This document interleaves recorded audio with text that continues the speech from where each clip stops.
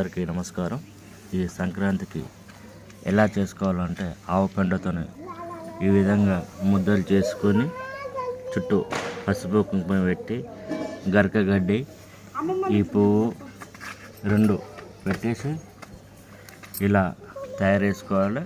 తయారు చేసినాక మన ఇంట్లో ఉన్నటువంటి నవధాన్యాలు, మనం పొలాలలో పండించేటువంటి నవధాన్యాలు, రేణుబండ్లు, ఇలాంటి విధి ఇంకా ఏమైనా ఉంటే పెట్టేసుకొని ఇంటి ముందట ఉదయాన్నే లేచి ఆకిలి సాంపు చల్లి ఇలా ముగ్గులు వేసుకోవాలి.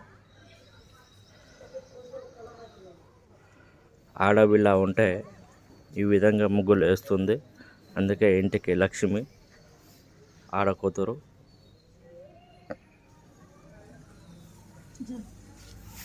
ఈ విధంగా వేసి కడప గడికి కడపకు అటు ఇటు 4 దిక్కుల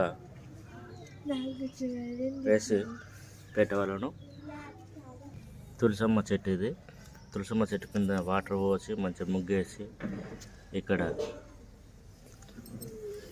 ఇలాగా భోగి మంటలు వేసుకోవాలి. బాగుంది కదా. మా పెద్ద పాప చిన్న పాప మేము మేడం కలిసి ఈ విధంగా వేసినారు. చాలా బాగుంది కదా.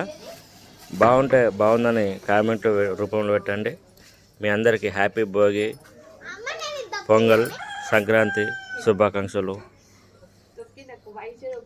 Like and share, subscribe.